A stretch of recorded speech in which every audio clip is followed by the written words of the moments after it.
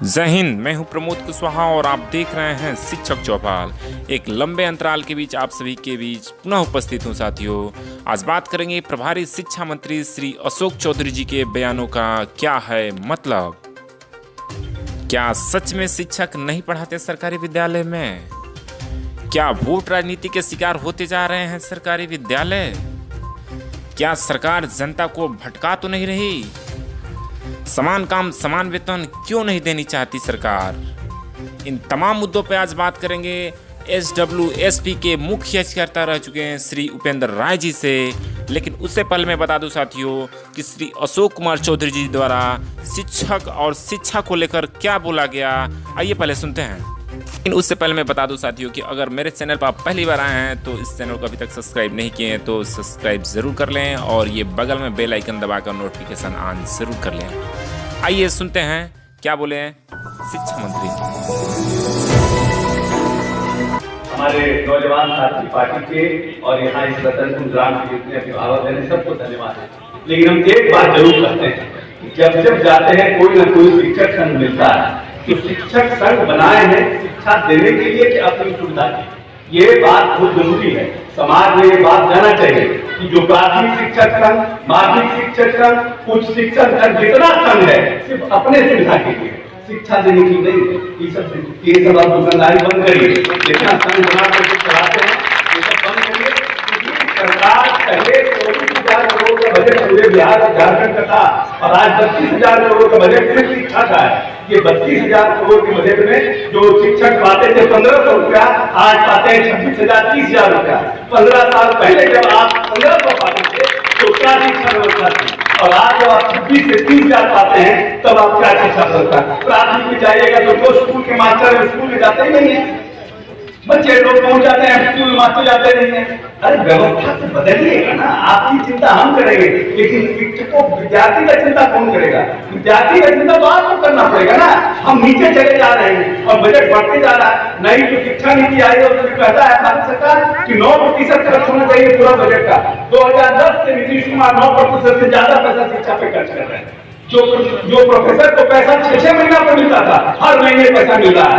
हर महीने सभी university professor को पैसा, यूनिवर्सिटी प्रोफेसर कॉलेज में एडमिट नहीं करते हैं। बच्चा कहता है कि प्रोफेसर नहीं आते हैं और प्रोफेसर कहता है कि बच्चा नहीं आता। इसी में पूरा एजुकेशन फंसा हुआ है। और प्राथमिक में देखिए मास्टर को पैसा बढ़ाते जा रहे हैं। मास्टर कहता है हमारे का स्कूल में दीजिए, हमको बहुत दूर, हमको बहाली हो गई है, वहां पे दीजिए। ऐसे कैसे चलेगा? ऐसे कैसे चलेगा? आने वाला समय जो हमारा है, जो हमारा पॉपुलेशन, जब नीतीश जी ने बिहार की बात संभाली थी तो 8 करोड़ था और आज लगभग 13 करोड़ के आसपास पॉपुलेशन हो गया। पॉपुलेशन हमारा बढ़ रहा है और हमारे स्कूल में दबाव बढ़ रहा है और शिक्षा देने के लिए आप व्यवस्थित नहीं कर रहे हैं। चाहते हैं कि और बढ़े और तनख्वाह बढ़ जाए और सुविधा बढ़ जाए, पेंशन बढ़ जाए, परमानेंट हो जाए, समान काम समान वेतन हो जाए। तो समान काम भी तो करिए, समान काम करने को तैयार नहीं है, समान वेतन मांगते हैं। सुप्रीम कोर्ट का रिजेक्ट हो गया और फिर अब कहते हैं कि हमको ये करिए, हमको वो करिए। लोग कभी जाइए तो कहेगा कि हम पास हो गए, हमको बहाल कर दीजिए। अरे हम खाली बहाल करने के लिए थोड़ी है, हमको शिक्षा व्यवस्था को शिथिल करने के लिए है ना। ये 32,000 करोड़ का महंगा DO, DPO, BO इतने पदाधिकारी है शिक्षा व्यवस्था को ठीक करें। शिक्षा क्यों नहीं ठीक हो रही है? क्यों नहीं ठीक हो रही है शिक्षा? प्राथमिक विद्यालय में पढ़ाई नहीं होती है, माध्यमिक विद्यालय में पढ़ाई नहीं होती है तो अभिभावक चिंता नहीं करते हैं। कहते हैं कि हमारा गली बना दो, हमारे यहाँ बिजली ला दो, हमारे यहाँ शौचालय बना दो, हमारे यहाँ सामुदायिक भवन बना दो। लेकिन स्कूल में पढ़ाई बच्चों को नहीं करा रहे शिक्षक, इसके लिए कोई आंदोलन ही नहीं करता बिहार। तो शिक्षा को नहीं करते। शब्दों के साथ लंबा है, लंबा बहुत लंबे समय से अपने अभिभावकों से कि आने वाले समाज में शिक्षा पर भी आंदोलन करिए, टीचरों पर दबाव बनाइए कि तुम पढ़ाओ हमारे बच्चों को, नहीं पढ़ाओगे तो तुमको हम ठीक करेंगे। अगर आप लोग ठीक हो जाएगा शिक्षा भी ठीक हो जाएगी और शिक्षक भी ठीक हो जाएंगे और शिक्षा मंत्री भी ठीक हो जाएगा। बहुत बहुत धन्यवाद। ये थे बिहार के शिक्षा मंत्री श्री अशोक कुमार चौधरी। अब आइए बात करते हैं समान काम समान वेतन के मुख्य कार्यकर्ता रह चुके हैं श्री उपेंद्र राय जी से खास बात।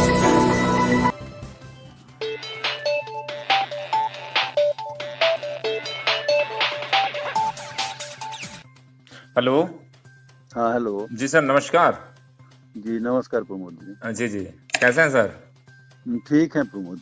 नए साल की ढेर सारी शुभकामनाएं आपको। जी जी, आपको भी। सर, बात ये करना है कि आजकल शिक्षा मंत्री जो अशोक चौधरी जी हैं अतिरिक्त प्रभार में, वो आजकल देख रहे हैं कि शिक्षकों पे बहुत तरह के बयानबाजी कर रहे हैं। इस पर आप क्या कहेंगे सर, थोड़ा सा? जी जी प्रमोद जी, जहाँ तक शिक्षा मंत्री अशोक चौधरी जी की बात है, जी जी तो उनका बयान हम भी देखे थे। जहाँ भी जा रहे हैं इस प्रकार की जो बयानबाजी कर रहे हैं, जी जी तो उनका बयान को यदि आप गंभीरता पूर्वक देखिएगा, तो हम तो देख रहे थे कि वो बोल रहे थे जी कि अभी कैबिनेट का विस्तार होने वाला है जी जी और पता नहीं ये विभाग किसके पास जाएगा, हमारे पास रहेगा कि नहीं रहेगा।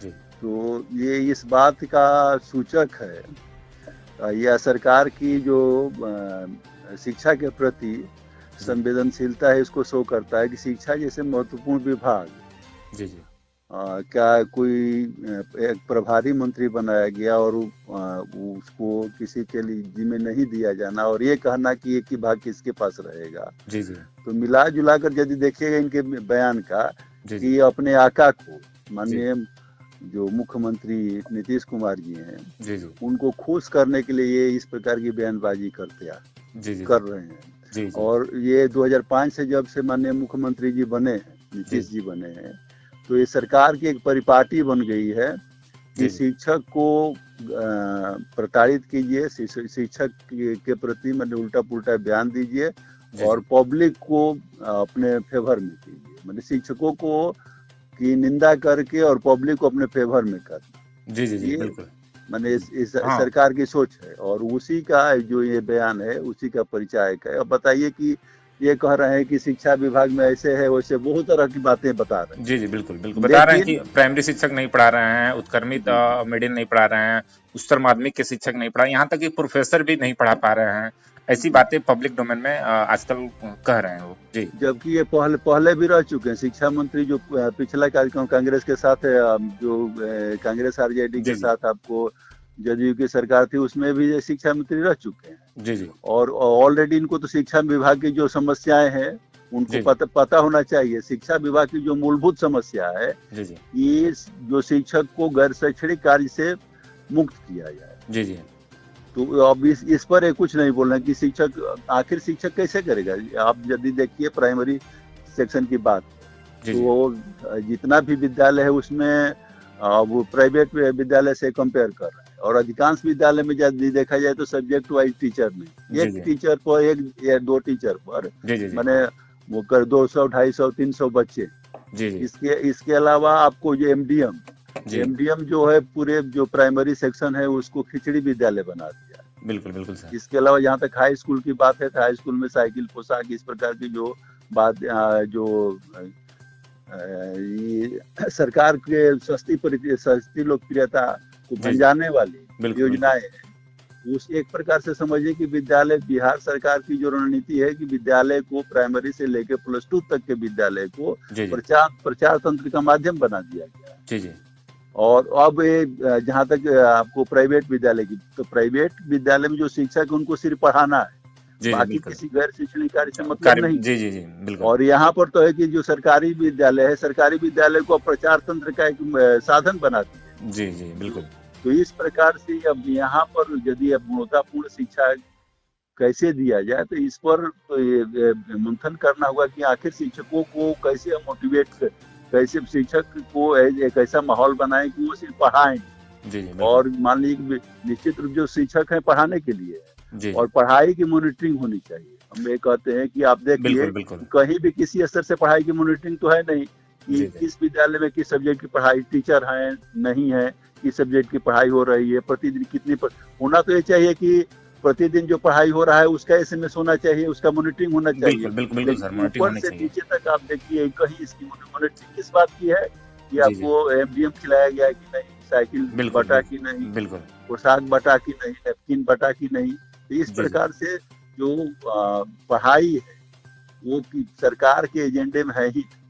बिल्कुल बिल्कुल सर, थोड़ा सा एक चीज और सर ये पूछना है, थोड़ा सा इस पे आप विचार दीजिए। बात तो सही है, आजकल पब्लिक डोमेन में जाकर इस तरह से बात कर रहे हैं, और कहीं ना कहीं अभी अभी मेवालाल जी थे, भ्रष्टाचार के कारण इस्तीफा दिए और इनको अतिरिक्त प्रभार दिया गया शिक्षा विभाग जी का। जी देखा जाए सर तो 2012 के बाद, ठीक है, 12-13 के बाद अभी तक बिहार में शिक्षकों की बहाली लगभग नया शिक्षकों की बहाली नहीं हुआ। जो भी बहाली हुआ पेंडिंग है। स्टेट पास अभ्यर्थी वेटिंग में है। जो काउंसलिंग के लिए कुछ अभ्यर्थी भी 90-92 हजार वेटिंग में है। मेरे कहने का मतलब है कि देखा जाए एक तरफ 10 की वृद्धि दर देखा जाए 2011 सेंसस के हिसाब से तो लगभग 25.42% वृद्धि दर है। जी। लेकिन 10 साल होने जा रहा है लेकिन अभी तक शिक्षक बहाल हुए नहीं। तो इसकी जिम्मेदारी किसको जाता है? क्या जनता को नहीं निश्चित पूछना निश्चित चाहिए? निश्चित जी निश्चित रूप से प्रमोद जी, बिहार सरकार की जो रणनीति है, आपको शिक्षक का जो सीट है, रिक्त पद है, उसको भरना नहीं है। जी सिर्फ ये शो करना है, प्रदर्शित करना है कि हम बहाली कर रहे हैं। आप यदि देखिए कि 2011-12 की जो बहाली थी, वो जी आपको 18-19 तक चली। जी क्योंकि अभी जो विज्ञापन आया है, इससे पहले तक 7वां चरण, 8वां चरण, 9वां चरण उसका चल रहा है। जी जी बिल्कुल तो सर। इस प्रकार से 10 वर्षीय कार्यक्रम है। उसके बावजूद भी 11-12 में जो रिक्ति थी वो पूरा नहीं हो पाई। जी जी आप देखिए कि बहुत सारा पद खाली रह गया। इसके बाद अब देखिए कि जो इधर विज्ञापन निकाला गया है, 19-20 में जो विज्ञापन 20 में 2020 में जो जी विज्ञापन निकाला गया है, ये निश्चित रूप से अब 2030 तक जाएगा। 10 बिल्कुल बिल्कुल। वर्षीय कार्य, 10 साल, माने हमको लगता है कि ये पूरे विश्व की एक यूनिक जी प्रक्रिया है कि 10 वर्षीय कार्यक्रम चलता है। उसके बाद बावजूद भी सभी पद पूर्ण नहीं हो पाता है, बहाली पूर्ण नहीं हो पाती है, पद रिक्त रह जाता है। तो जी इस जी प्रकार से बिहार सरकार जानबूझकर ऐसी प्रक्रिया अपनाई है कि बहाली चलती रहे, प्रक्रिया चलती रहे, सीट खाली रहे, जी और हम सिर्फ पेपरबाजी करते रहे कि हम बहाली कर रहे हैं। आप देखिए कि जी अदर जो भारत के जो अदर स्टेट हैं, वहां पर 10,000, 20, आपको 10,000, 15,000, 20,000 बिल्कुल। की बहाली निकाली जाती है। जी जी बिल्कुल लेकिन यहाँ बिहार सरकार हजार में नहीं, लाख में बहाली बिल्कुल निकालता बिल्कुल है। बिल्कुल वेट करके लेकिन पूरा। जी बहाली कितना हो पाता है? तो मुश्किल से आपको अब 15%, 20% बहाली हो पाती है, बाकी 10 का 10 रह जाता है। आज शिक्षा। आप ऐसे, जी जी कहीं अब ना कहीं प्रमोद जी जी ऐसे भी देखिए, मैं एक डाटा बता देता हूँ कि जी आपको जितने भी प्राथमिक विद्यालय थे, जी कागजी तौर पर वो उत्क्रमित करके मध्य विद्यालय में, जो मध्य विद्यालय थे वो आपको हाई स्कूल में, और जो हाई स्कूल थे वो +2 में जी लगभग कागजी तौर पर कर दिया गया है। जी जी लेकिन जहां तक और जो शिक्षक का पद है, आप चाहे आपको जितने भी उत्क्रमित विद्यालय हैं, चाहे जो मध्य विद्यालय से हाई स्कूल बने हो या हाई स्कूल से +2 बने हैं, जी सब खाली है। जी जी सिर्फ बिल्कुल। वहां पर क्या हो रहा है कि वहां सिर्फ आपको बच्चे का एडमिशन हो रहा है, रजिस्ट्रेशन हो रहा है, बच्चे परीक्षा दे रहे हैं, पास हो रहे हैं, जी जी और उसके बाद अशोक चौधरी जी कह रहे हैं कि हमको गुणवत्तापूर्ण शिक्षा चाहिए। अरे भाई, जी अब शिक्षक दीजिएगा तभी तो पढ़ाई हो पाएगी। जी हर जी विद्यालय में सब्जेक्ट वाइज टीचर होना चाहिए। बिल्कुल बिल्कुल सर, गुणवत्तापूर्ण शिक्षा के लिए कहीं ना कहीं बच्चों के अनुपात में शिक्षक का होना काफी जरूरी है। जी लेकिन यहाँ पर कहीं ना कहीं सरकार फेल नजर आ रही है। ये बार बार कर रही है, आउटपुट खोज रही है, लेकिन अपना जी आउटपुट वो नहीं देख पा रही है सरकार। यही कारण है कि आज आजादी के इतने साल बाद भी आज साक्षरता दर में देखा जाए तो बिहार की स्थिति सबसे नीचे जी है। जी जी 2011 का डाटा देखा जाए तो साक्षरता दर में जी जी 61.8% यहाँ साक्षरता दर था, जो 36वां स्थान था। जी हाँ, जी दूसरा चीज आजकल पब्लिक डोमेन में जाकर श्री अशोक चौधरी जी ये भी बात कर रहे हैं कि 2020-21 बजट में हमने 35,000 करोड़ रुपया शिक्षा पर बजट दिए हैं। तो जी आखिर ये बार बार ये 35,000 तो क्या वो शिक्षकों को सैलरी तो दिए नहीं? ये तो कहीं ना कहीं वो पैसा शिक्षा का इंफ्रास्ट्रक्चर डेवलप करने के लिए उन्होंने खर्च कर रहे हैं, एमडीएम में खर्च कर रहे हैं, भवन में खर्च कर रहे हैं। और ऐसे भी हम सभी जानते हैं कि अनुच्छेद 21 के तहत, राइट टू एजुकेशन एक्ट के तहत, 6 से 14 वर्ष के जो बच्चे हैं उनको निःशुल्क शिक्षा देना है। उनके लिए तो आपको तो व्यवस्था करना पड़ेगा ना। आप उसके लिए पहले से आप बजट नहीं बनाएंगे तो आखिर एमडी में पैसा देना, बिल्डिंग देना, शौचालय बनाना, ये सब तो सरकार की प्राथमिकता है, आपको करना पड़ेगा। लेकिन वो पैसा खर्च कर रहे हैं, उसके बाद से पोशाक, छात्रवृत्ति, और कहीं ना कहीं पब्लिक डोमेन में जाके ये बात कर रहे हैं कि ये 36,000 करोड़ रुपए हमने दिया टीचरों के लिए। ऐसा लग रहा है कि वो टीचर के पॉकेट में पैसा आ रहा है। जी तो ये तो कहीं ना कहीं पब्लिक में भड़का रहे हैं, उस्का रहे हैं जनता को। निश्चित निश्चित जी रूप से मैं बता दूं आप प्रमोद जी की, जो 35,000 करोड़ जो पिछला बजट है, 2020-21 का बजट है, 35,000 करोड़ एलोकेट शिक्षा विभाग के लिए किया गया है। जी उसमें आप देखिएगा तो मात्र 14,000 करोड़ है आपको शिक्षक सैलरी पर। जी जी बाकी जो आपको बच जाता है 21,000 करोड़, वो आपको अदर है। और बिहार सरकार की सोच है कि जो पढ़ाई है, पढ़ाई आपको शिक्षक नहीं पढ़ाएंगे, बल्कि विद्यालय हम मानते हैं कि जो सब्सिडी इंफ्रास्ट्रक्चर है वो भी जरूरी जी है, जी लेकिन सब्सिडी इंफ्रास्ट्रक्चर से भी जो फर्स्ट प्रायोरिटी है वो शिक्षक। जी जी बिल्कुल। और यहाँ पर वो शिक्षक को नजरअंदाज करके, नेग्लेक्ट करते हुए अन्य पर यह किया जा रहा है, जो कि नहीं होना चाहिए। किसी भी विद्यालय में मान लीजिए कि यदि इंफ्रास्ट्रक्चर कम है और शिक्षक यदि अवेलेबल है, मान जी लीजिए कि हम कह रहे हैं कि अब विद्यालय एकदम जो भवन एयर कंडीशन बना दिए और शिक्षक नहीं, जी तो जी। क्या पढ़ाई, जो एयर कंडीशन हॉल है पढ़ा देगा? नहीं, बिल्कुल नहीं सर। जी। पहली फर्स्ट प्रायोरिटी तो टीचर की है। टीचर है जी। आपको हर विद्यालय में सब्जेक्ट वाइज टीचर अवेलेबल हो, तभी पढ़ाई हो पाएगी। आप चाहे सब्सिडी इंफ्रास्ट्रक्चर जितना भी आप डेवलप कर लीजिए, जी जी टीचर नहीं है तो कुछ नथिंग है। लेकिन बिल्कुल। बिहार सरकार की सोच नहीं है। बिहार सरकार की सोच ये है कि हम साइकिल बांट देंगे, पोशाक बांट देंगे, सिर्फ पब्लिक को दिखाना है, जी जी पब्लिक को बिल्कुल। दिखाना है और वेलफेयर करना है। तो भाई वो यदि अब पब्लिक के लिए वेलफेयर आपको करना है, तो उसके लिए वेलफेयर डिपार्टमेंट है। मान लीजिए एमडीएम का है, तो एमडीएम के लिए आप एक अलग डिपार्टमेंट बना दीजिए। आपको वेलफेयर डिपार्टमेंट है, जितना भी आपको पैसा बिल्कुल। बांटना है, जी जी छात्रवृत्ति बांटना है, जो भी बांटना है बांटिए। शिक्षकों को गैर शैक्षणिक कार्य से मुक्त करके और सिर्फ पढ़ाने के लिए अब छोड़िए। तब आप बिल्कुल। देखिए कि शिक्षक पर नहीं पढ़ाए, तो जी आप जी शिक्षक पर इतना काम लाद देते हैं कि अब शिक्षक नहीं पढ़ा पाए और सिर्फ आपके जो पॉलिसी है उसका गुणगान करें। बिल्कुल दूसरी बिल्कुल। बात आपको मैं बता दूं कि जो पब्लिक डोमेन की बात है, तो शिक्षा मंत्री ये पब्लिक को बोलते हैं कि शिक्षा के लिए आप आंदोलन कीजिए। निश्चित रूप से मेरा भी मानना है प्रमोद जी जी कि पब्लिक को आंदोलन करना चाहिए। जी और जी आंदोलन इस बात के लिए करना चाहिए, जिस जो यदि आप प्राइवेट स्कूल में बच्चे को भेजते हैं, तो प्राइवेट स्कूल में क्या खिचड़ी खिलाया जाता है? बिल्कुल नहीं सर। खिचड़ी तो खिलाई नहीं जाता है, जी न साइकिल बांटा जाता है, न पोशाक बांटा जाता है। जी तो जी पब्लिक को ये सरकार से कहना चाहिए कि भाई हमको कुछ नहीं चाहिए, सिर्फ पढ़ाई चाहिए। जी जी और शिक्षकों को गैर शैक्षणिक कार्य से मुक्त बिल्कुल कीजिए, बिल्कुल। ताकि शिक्षक हमारे बच्चे को पढ़ा पाए। जी जी बिल्कुल बिल्कुल। अब ये जो जनता सही पब्लिक है, अभी। जी जनता है, जनता को आंदोलन इसलिए करना चाहिए कि सरकार का चक्का जाम करना चाहिए कि सभी शिक्षकों को आप बिल्कुल। जो गैर शैक्षणिक कार्य है उससे मुक्त कीजिए, ताकि शिक्षक विद्यालय में पढ़ा पाए। 100% समय दे और अच्छा क्वालिटी एजुकेशन दे पाए। बिल्कुल, ये इसका जी उदाहरण है सर। दिल्ली में देखा जाए तो आजकल दिल्ली में जिस तरह से केजरीवाल जी का सरकार बना, आज तो शिक्षा में काफी क्रांति ला दी है वहां पे सिसोदिया जी। जी जी, तो कहीं ना निश्चित रूप से हम जी मनीष सिसोदिया जो शिक्षा मंत्री, उनका बयान देखिए। बिल्कुल बिल्कुल सर। एक चीज और सर, अभी सेवा शर्त नियमावली 2020 आ चुका है और उसमें बहुत जी सारी विसंगतियां है। देखा जाए तो अभी हस्तांतरण प्रमुखता से है, लोग हस्तांतरण का अभी तक लाभ नहीं मिल रहा है। तो इस विसंगतियां जो विसंगति है सेवा शर्त नियमावली 2020, इस पर सर क्या कहेंगे आप? जी जी, निश्चित रूप से प्रमोद जी, जो नियमावली 2020 है, जी पहले तो जो नियमावली 2006 अभी तक चल रहा था, उसमें बहुत सारे संशोधन हुआ था, अमेंडमेंट हुआ था। जी उसके बाद नई नियमावली पिछले साल 2020 में आई है, जी और उसका हमने काफी गंभीरता पूर्वक स्टडी किया है। और उसमें बहुत कहने के लिए तो बिहार सरकार ने नियोजित शिक्षकों को नियोजन से भी दूर कर दिया है, नियोजन हटा दिया है जी जी और एक शिक्षक दे दिया है, शिक्षक के रूप में प्रतिस्थापित करने का प्रयास किया है। लेकिन यदि आप इस नियमावली का अध्ययन कीजिए, तो बिहार सरकार देते हुए नहीं दी है।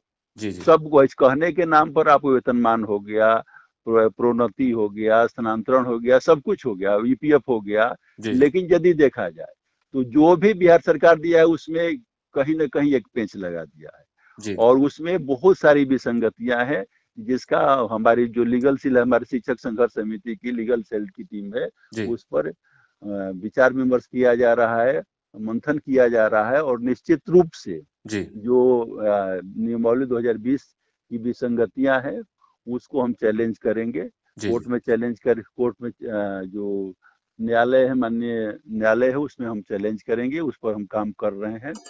और इसके साथ ही साथ जी आगे जो कुछ भी है, जी जैसा अशोक चौधरी जी बोल रहे हैं, निश्चित रूप से शिक्षकों को पढ़ाई पर ध्यान देना चाहिए। और बिल्कुल। शिक्षक दे रहे हैं, जी पढ़ाई जी पर ध्यान दे रहे हैं, लेकिन सरकार, ड्यू टू सरकार की जो रणनीति है, उसके कारण शिक्षक नहीं पढ़ा पा रहे बिल्कुल बिल्कुल, ताली एक हाथ हैं। से नहीं बिहार बजता है सरकार कहीं को ना एक कहीं। जी शिक्षकों को गैर शैक्षणिक कार्य से मुक्त करते हुए जितनी भी कल्याणकारी योजनाएं हैं, जी उसके लिए शिक्षकों को मुक्त किया जाए और अलग से डिपार्टमेंट बनाया जाए, जो या बिहार जो कल्याण विभाग है उसको दिया जाए, ताकि शिक्षक दूसरे मद में न अपना एनर्जी न खर्च करते हुए बिल्कुल शिक्षा पर बिल्कुल। ही ध्यान दे पाए।